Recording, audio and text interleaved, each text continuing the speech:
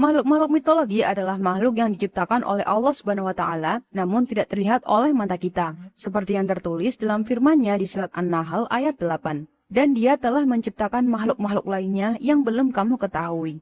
Penggalan ayat tersebut menunjukkan bahwa Allah Maha Pencipta segala sesuatu, dari yang terlihat maupun yang gaib, seperti makhluk mitologi dalam Islam yang berhasil kami rangkum, yang juga harus diyakini keberadaannya. Mereka memiliki sifat, bentuk, dan tugas yang berbeda-beda. Siapa saja makhluk-makhluk tersebut, bagaimana cerita dan asal-usul mereka, apa hubungan mereka dengan kita sebagai umat muslim? Jadi, tanpa berlama-lama lagi, mari kita mulai video ini. Burung Anko. Salah satu makhluk mitologi dalam Islam yang pertama kami rangkum adalah burung anko. Apa sih burung anko itu, teman-teman? Kok bisa dijadikan makhluk mitologi dalam Islam? Yuk kita cari tahu bareng-bareng.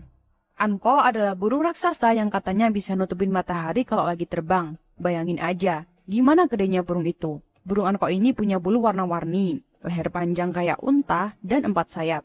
2 sayapnya gede dan 2 sayapnya lagi kecil. Burung anko ini disebut-sebut dalam buku karangan Zakaria Al-Qazwini yang berjudul Makhluk-Makhluk Ajaib dan Hal-Hal Aneh yang Ada.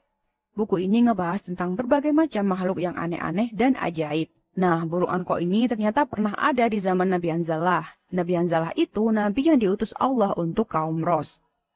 Kaum Ros itu kaum yang sesat karena mereka suka menyembah pohon sanobar. Pohon sanobar itu pohon yang buahnya bisa bikin orang awet muda. Tapi pohon itu juga bisa bikin orang jadi lupa sama Allah. Makanya, kaum Ros itu jadi kafir dan durhaka. Burung anko ini suka banget makan hewan-hewan gede kayak unta, gajah, sama kuda. Kadang-kadang dia juga makan manusia, apalagi anak-anak. Burung anko ini jahat banget kan? Makanya, penduduk Ros yang masih ada yang beriman, mereka minta tolong sama Nabi Hanzalah. Nabi Hanzalah pun berdoa sama Allah supaya burung anko ini dimusnahkan. Allah pun mengabulkan doa Nabi Hanzalah dan burung anko ini pun mati terbakar sampai nggak ada lagi keturunannya. Anko ini mirip-mirip sama burung simuk dari Persia dan Phoenix dari Mesir kuno. Tapi bedanya, anko ini nggak bisa hidup lagi dari abunya kayak Phoenix ya. Anko ini cuma ada di zaman Nabi Hanzalah aja dan sekarang udah punah. Anko ini adalah salah satu contoh makhluk mitologi dalam Islam yang punya cerita yang seru dan penuh hikmah. Dari cerita Anko, kita bisa belajar bahwa Allah itu Maha Pencipta dan gak ada yang patut disembah selain Dia. Kita juga bisa belajar bahwa Allah itu Maha mendengar dan Maha mengabulkan doa orang-orang yang beriman dan taat. Kita juga bisa belajar bahwa Allah itu Maha Kuasa dan gak ada yang bisa ngelawan kehendaknya. Dabat al-Ard. Selanjutnya, salah satu makhluk mitologi dalam Islam yang mungkin jarang kita dengar yaitu Dabat al-Ard. Apa itu Dabat al-Ard? Bagaimana bentuknya? Dan apa perannya dalam sejarah Islam? Mari kita simak bersama. Dabat al-Ard adalah binatang buas atau monster yang akan muncul dari perut bumi menjelang hari kiamat. Nama Dabat al-Ard berarti binatang melata dari bumi. Binatang ini disebut-sebut sebagai salah satu tanda sebelum datangnya hari penghakiman. Allah Subhanahu wa Ta'ala berfirman dalam surat An-Naml ayat 82. Dan apabila perkataan telah jatuh atas mereka, kami keluarkan sejenis binatang melata dari bumi yang akan mengatakan kepada mereka bahwa sesungguhnya manusia dahulu tidak yakin kepada ayat-ayat kami. Dari ayat ini kita bisa mengetahui bahwa Dabat al-Ard akan muncul ketika manusia sudah tidak lagi percaya kepada ayat-ayat Allah Subhanahu wa Ta'ala. Binatang ini akan berbicara dengan kata-kata yang fasih dan jelas sehingga tidak ada yang bisa menyangkal kebenarannya. Dabat al-Ard akan memberikan tanda pengenal kepada orang-orang mukmin dan orang-orang kafir dengan menggunakan tongkat Nabi Musa alaihissalam dan cincin Nabi Sulaiman alaihissalam. Tongkat Nabi Musa akan membuat wajah orang-orang mukmin bersinar, sedangkan cincin Nabi Sulaiman akan membuat hidung orang-orang kafir terlihat. Dengan demikian, tidak ada lagi yang bisa menyembunyikan keimanan dan kekufuran mereka. Lalu, bagaimana bentuk Dabat al-Ard? Sayangnya, tidak ada penjelasan yang pasti tentang wujud binatang ini. Namun, ada beberapa riwayat yang menyebutkan, dari Ibnu Jurais meriwayatkan bahwa Dabat al-Ard memiliki gabungan antara beberapa binatang, seperti kerbau, babi, gajah, rusa, harimau, dan unta. Menurut Ibnu Abbas radhiyallahu an, binatang ini mempunyai punuk yang panjang yang dapat dilihat oleh orang yang berada di bumi bagian timur dan barat. Wajahnya seperti wajah manusia dan paruhnya seperti paruh burung. mempunyai banyak bulu di tubuh dan kepalanya, dan banyak pendapat lainnya. Namun yang pasti, ukuran tubuh Dabbat al-Ard sangatlah besar dan pergerakannya relatif cepat. Dabbat al-Ard akan muncul di kota Mekah, tepatnya di sekitar Gunung Sofa. Setelah peristiwa matahari terbit dari barat, Dabbat al-Ard adalah salah satu makhluk Allah yang memiliki kekuasaan dan kehendak yang tinggi. Binatang ini tidak akan takut kepada siapapun kecuali Allah Subhanahu wa Ta'ala.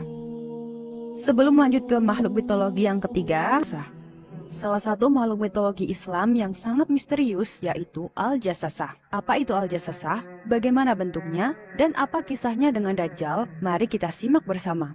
Al-Jassasah adalah makhluk yang menjadi mata-mata dan pengawal Dajjal yang akan muncul pada akhir zaman. Nama Al-Jassasah berarti mata-mata karena makhluk ini selalu mengintai informasi untuk kemudian disampaikan kepada Dajjal. Al-Jassasah disebut dalam salah satu hadis yang mengisahkan pertemuan antara salah seorang sahabat Nabi dengan Dajjal. Hadis tersebut diriwayatkan oleh Imam Muslim.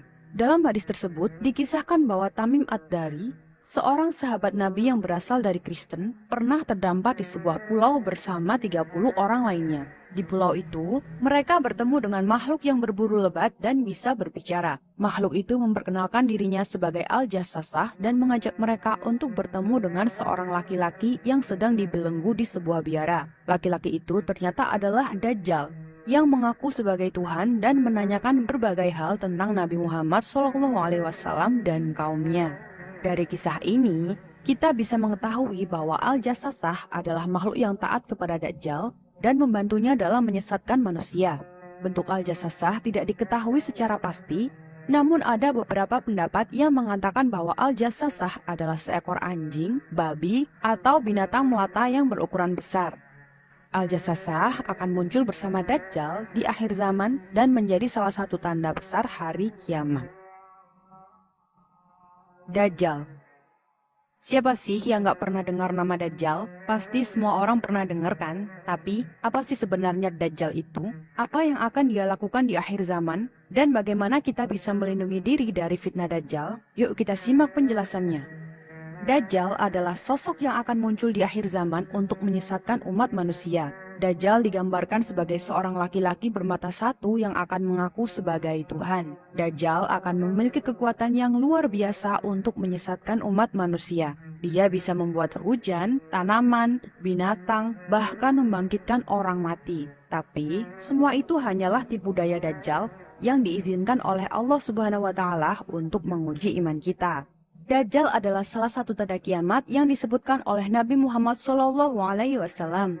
Dalam beberapa hadis, Rasulullah SAW bersabda, dari Anas bin Malik, ia berkata, Rasulullah SAW bersabda, tidak ada fitnah yang lebih besar sejak Allah menciptakan Adam hingga hari kiamat daripada fitnah Dajjal. Hadis riwayat Muslim. Dari Huzaifah bin Asid, ia berkata, Rasulullah SAW bersabda, sesungguhnya aku takut terhadap fitnah Dajjal atas kalian. Maka barang siapa yang hidup di antara kalian ketika Dajjal muncul, maka bacalah permulaan surat Al-Kahfi. Hadis riwayat Ahmad. Dari Abu Hurairah, ia berkata, Rasulullah SAW bersabda, Dajjal akan muncul di sebelah timur, yaitu di arah Khurasan, dan di antara pengikutnya adalah orang-orang Yahudi Asbahan. Hadis riwayat Tirmizi. Dari hadis-hadis di atas, kita bisa tahu bahwa Dajjal adalah makhluk yang nyata, bukan fiktif. Kita juga bisa tahu bahwa Dajjal akan muncul di akhir zaman di sebelah timur dan diikuti oleh banyak orang, terutama orang-orang Yahudi. Kita juga bisa tahu bahwa Dajjal adalah fitnah yang sangat besar yang bisa mengoyahkan iman kita. Kita juga bisa tahu bahwa salah satu cara untuk melindungi diri dari fitnah Dajjal adalah dengan membaca permulaan surat Al-Kahfi. Kita juga tahu, nanti setelah kemunculan Dajjal di muka bumi dan menyebabkan fitnah di mana-mana, Allah mengutus seorang nabi yakni Nabi Isa. Kenapa harus Nabi Isa yang diutus? Kenapa bukan Nabi Muhammad aja? Jadi gini teman-teman, ada beberapa alasan mengapa Allah memilih Nabi Isa untuk tugas ini. Di antaranya adalah membuktikan bahwa Nabi Isa masih hidup dan bukan Tuhan, seperti yang diklaim oleh Dajjal dan kaum Nasrani. Mengembalikan Nabi Isa ke asalnya, yaitu tanah. Karena ia juga diciptakan dari tanah dan akan kembali ke tanah. menjalankan kewajiban jihad, karena Nabi Isa adalah seorang mujahid yang berjuang di jalan Allah. Mengabulkan doa Nabi Isa, karena ia pernah memohon kepada Allah agar diizinkan untuk kembali ke bumi dan menjadi umat Muhammad. Nabi Isa akan turun di Menara Putih di Damaskus, Suriah, pada saat sholat subuh. Ia akan memimpin sholat bersama kaum muslimin yang dipimpin oleh Imam Mahdi. Setelah itu, ia akan berangkat menuju pintu Lut di Palestina, tempat Dajjal dan pengikutnya berkumpul. Di sana, ia akan menghadapi Dajjal dan melemparnya dengan tombaknya. Dajjal akan terluka dan berlari ketakutan. Nabi Isa akan mengejarnya dan membunuhnya di pintu Baitul Maqdis. Darah Dajjal akan bercucuran dan semua orang akan melihat kematiannya. Dengan demikian, fitnah Dajjal akan berakhir dan Nabi Isa akan membawa kedamaian dan keadilan di bumi. Ikan Nun. Makhluk mitologi Islam yang sangat menarik yaitu ikan nun. Apa itu ikan nun? Bagaimana kisahnya dengan Nabi Yunus alaihissalam? Dan apakah ikan nun masih hidup sampai sekarang? Mari kita simak bersama. Ikan nun adalah ikan raksasa yang ditelan oleh Nabi Yunus alaihissalam ketika beliau meninggalkan kaumnya tanpa izin dari Allah Subhanahu wa Ta'ala. Ikan nun memiliki ukuran yang sangat besar dan kemungkinan berbentuk seperti ikan paus. Hanya saja, ukurannya lebih besar dari ikan paus biasa dan dipercaya sebagai ikan terbesar di dunia. Namun, wujud sebenarnya hanya diketahui oleh Allah Subhanahu wa Ta'ala. Kisah Nabi Yunus alaihissalam dan ikan nun terdapat dalam Al-Quran surat Al-Anbiya ayat 87-88 dan surat As-Saffat ayat 139-148. Dalam kisah tersebut, Nabi Yunus alaihissalam diutus untuk berdakwah kepada kaum Ninawa yang menyembah berhala. Namun setelah berdakwah selama 33 tahun, tidak ada yang mau beriman kepada Allah Subhanahu wa Ta'ala. Nabi Yunus alaihissalam merasa putus asa dan memperingatkan datangnya azab dari Allah Subhanahu wa Ta'ala. Kemudian beliau pergi meninggalkan kaumnya tanpa izin dari Allah. Nabi Yunus menaiki sebuah kapal yang berlayar di laut. Di tengah perjalanan, kapal tersebut mengalami badai hebat yang mengancam keselamatan penumpangnya. Orang-orang di kapal memutuskan untuk mengundi siapa yang harus melompat ke laut agar kapal tidak tenggelam. Nama Nabi Yunus keluar sebanyak 3 kali berturut-turut. Maka Nabi Yunus alaihissalam pun melompat ke laut dan ditelan oleh ikan nun. Nabi Yunus alaihissalam berada dalam perut ikan nun selama 40 hari. Beliau terombang-ambing di dalam perut ikan nun dan dibawa mengarungi samudera. Nabi Yunus berada dalam 3 kegelapan, yaitu gelapnya perut ikan, gelapnya dasar laut, dan gelapnya malam. Dalam keadaan tersebut, Nabi Yunus terus bertasbih dan menyesali kesalahannya. Beliau berdoa kepada Allah Subhanahu wa Ta'ala dengan mengucapkan, "Tidak ada Tuhan selain Engkau, Maha suci Engkau. Sungguh, aku termasuk orang-orang yang zalim." Allah Subhanahu wa Ta'ala menerima doa Nabi Yunus dan memerintahkan ikan nun untuk memuntahkannya ke daratan. Nabi Yunus keluar dari perut ikan nun dengan keadaan kurus, lemah, dan kulit yang mengelupas. Allah Subhanahu wa Ta'ala menumbuhkan pohon labu untuk Nabi Yunus alaihissalam. Buahnya mudah dimakan dan daunnya dapat dijadikan selimut. Setelah pulih, Nabi Yunus alaihissalam kembali ke Ninawa dan baru mengetahui bahwa kaumnya sudah bertobat dan beriman kepada Allah Subhanahu wa Ta'ala.